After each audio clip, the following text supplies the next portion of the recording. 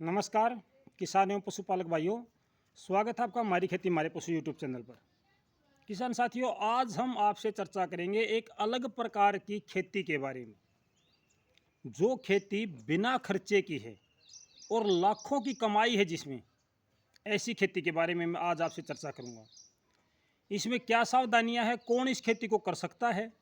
बिना मजदूरी की खेती है, बिना स्प्रे की खेती है, बिना दवाई की, बिना खाद की, ना खाद ना दवाई और लाखों की कमाई। ये खेती मैं आज आपसे साझा करना चाहता हूँ। आज का जो किसान है वो ज़्यादातर हमारे प्रदेश के और देश के किसान धान के पीछे पड़े हुए हैं कि भाई जितना ज़्यादा वो उसके हम धान की बिजाई करें। लेकिन जहाँ पे परिस्थितियाँ धान के अनुकूल नहीं हैं, वहाँ पे धान बोना मूर्खता ही है और कुछ नहीं है। ज़्यादातर किसान भाई तो ऐसे हैं जिन्होंने अपने खेत को मतलब खुदवा दिया है कि भाई हम इसमें धान की खेती करेंगे। किसान साथियों, धान की खेती खर्चे की खेती है, मजदूरों की खेती है। इससे हमारी इनकम नहीं होती, इसमें खर्चा बहुत ज़्यादा आता है और सारा का सारा काम दूसरों पर निर्भर होता है। यानी कि आपकी मजदूरी सब दूसरे पर निर्भर होती है, जिसमें आप कुछ नहीं कर सकते, अकेला आदमी कुछ नहीं कर सकता।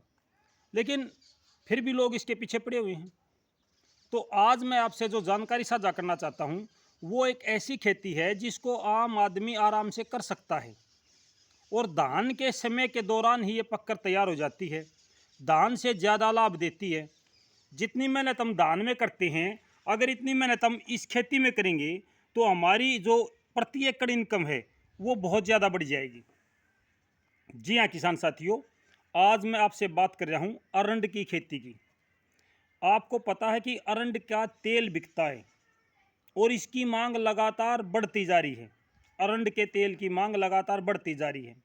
भारत में अरंड की खेती विश्व में सबसे ज़्यादा होती है, यानी कि विश्व में सबसे ज़्यादा अरंड के तेल का उत्पादन भारत में होता है और भारत इस तेल का निर्यात करता है। ये तेल दवाइयों में प्रयोग में आता है और इसका जो दवाइयाँ जो बनती हैं, जो हम इसको दवाइयों में प्रयोग करते हैं, तो इस तेल की जो मांग है वो लगातार बढ़ती जा रही है। मैं आपको आज इस वीडियो के माध्यम से अरंड की खेती की थोड़ी जानकारी दूंगा, ज़्यादा नहीं दूंगा। सबसे पहली बात मैं आपको बताता हूं कि अरंड की खेती के लिए कैसी ज़मीन होनी चाहिए। अरंड की खेती के लिए दोमट, रेतली जिसको बालू में बोलते हैं या बालू रेता जिसको बोलते हैं, ऐसी खेती वो ज़मीन होनी चाहिए जहाँ पे जल भराव ना हो। इसमें सबसे बड़ी बात यह है कि जहाँ जल भराव ना हो उस जगह पे हम अरंड की खेती कर सकते हैं। अभी भी हमारे प्रदेश में जो राजस्थान का स्टिक एरिया है वहाँ पे बड़े पैमाने पर अरंड की खेती की जाती है। इसमें बीज की बात करते हैं, जो देसी किस्म है उसमें 5 किलो बीज की आवश्यकता पड़ती है और जो संकर किस्म है उसमें 1.5 किलो बीज की आवश्यकता पड़ती है। दूसरी बात इसमें करते हैं ज़मीन की, यानी कि जुताई की। इसमें 3-4 जुताई करनी पड़ती हैं, ज़्यादा जुताई की आवश्यकता नहीं पड़ती है और इसमें कोई स्प्रे की ज़रूरत नहीं पड़ती है। विशेष तौर से कोई बीमारी इसमें आती नहीं है, ऐसी बहुत ही कम बीमारी आती है। हल्की फुल्की कोई बीमारी आ जाती है तो हम इसकी रोकथाम के लिए किसी छोटा मोटा स्प्रे लगा दें तो काफ़ी होता है। दूसरी इसमें एक और बात मैं आपसे साझा करना चाहता हूँ कि इसमें ज़्यादा सिंचाई की आवश्यकता नहीं पड़ती है, बहुत कम सिंचाई की आवश्यकता पड़ती है, 1-2 सिंचाई काफ़ी है। इसमें खाद पानी की बात करें तो खाद की इसमें बिल्कुल ही कम ज़रूरत पड़ती है। पूरी फसल में आधा कट्टा यूरिया की आवश्यकता है, पूरी फसल में। अगर आप संकर किस्म बोते हो, हाइब्रिड किस्म बोते हो, तो आप इसमें थोड़ा सा ज़्यादा यूरिया डाल सकते हो, नहीं तो देसी किस्म में तो यूरिया की कोई सिफारिश करी नहीं जाती। अभी इसका जो बिजाई का समय है वो जुलाई का दूसरा सप्ताह, यानी कि जो भी हमारा समय चल रहा है, इस समय भी हम अरंड की खेती की बिजाई कर सकते हैं। इसमें विशेष बात यह है कि अरंड के बीज को आप 10 से 12 घंटे के लिए भिगो के रख दें, 10 से 12 घंटे के लिए भिगो के रख दें। उसके बाद में आप उसकी लाइनिंग में बिजाई करें, हाथ से बिजाई करें या केरा विधि से, जैसे अड़ से हम करते थे उससे भी इसकी बिजाई की जा सकती है। इसका बीज 2 इंच नीचे ज़मीन के जाना चाहिए, यानी 6 सेंटीमीटर की गहराई में इसका बीज डाला जाता है। लाइन से लाइन की दूरी देसी में 1 फीट की रखी जाती है, बीज से बीज की दूरी 1 फीट की रखी जाती है। हाइब्रिड में 4 फीट की भी 3 फीट की भी दूरी रखी जाती है, यानी कि 4-4 फीट पर भी पौधे उगाए जा सकते हैं। इसमें कटाई की और जो निकालने की थ्रेसिंग की बात है, वो कोई ज़्यादा दिक्कत की बात नहीं है, बहुत आसान सी बात है। इसकी जब कटाई होती है तो आप इसको घर पे आसानी से लाठी की मदद से या वैसे भी झाड़ सकते हो। ऊपर के जैसे हम मूंग निकालते हैं वैसे भी आराम से निकल जाती है। पकी हुई फसल के जो वो होती हैं, इसके बीज होते हैं, वो अपने आप मुंह खुल जाता है उनका और वो निकल जाती हैं। यानी कि थ्रेसिंग के लिए भी कोई विशेष मशीन की आवश्यकता इसकी नहीं पड़ती है। और इसका जो उत्पादन की अगर हम बात करें, देसी बीज में इसका उत्पादन लगभग 7 क्विंटल से ऊपर होता है। हाइब्रिड या संकर किस्म की बात करें तो 14 से 16 क्विंटल तक सिंचित क्षेत्र में इसका उत्पादन पाया जाता है। आजकल तो लोग 20 क्विंटल तक की बात भी करते हैं कि 20 क्विंटल भी इसमें उत्पादन हो जाता प्रति एकड़ के हिसाब से। इसमें तेल की मात्रा की बात करें तो 49%, यानी कि 1 किलो अरंड के बीज में आधा किलो तेल निकल जाता है। तेल की मात्रा इसमें बहुत ज़्यादा होती है और तेल ही हम इसको बेचते हैं। अरंड भी बिक जाता है, बीज दाने के रूप में बिकता है। अगर आप तेल निकाल कर बेचना चाहें तो तेल भी बिक जाता है। इसमें यही मुख्य जानकारी थी। दूसरी, अगर आप इसमें उत्पादन बढ़ाना चाहते हो, आपने हाइब्रिड या संकर किस्म बोई है, तो लाइन से लाइन की दूरी जो आपने बढ़ाई है 4 फीट 3 फीट, उसके बीच में आप गवार भी बो सकते हो, मोठ भी बो सकते हो, मूंग भी बो सकते हो। कोई भी ऐसी फसल बो सकते हो जो 2 या 3 महीने में तैयार हो जाएगी। ये जो अरंड की मैं आपसे बात कर रहा हूँ, अरंड की खेती की, ये लगभग 110 दिन में तैयार हो जाती है। 110 दिन में आपकी फसल तैयार हो जाती है, यानी कि जितना समय धान लेता है लगभग अक्टूबर नवंबर में ये फसल आपकी पककर तैयार हो जाती है।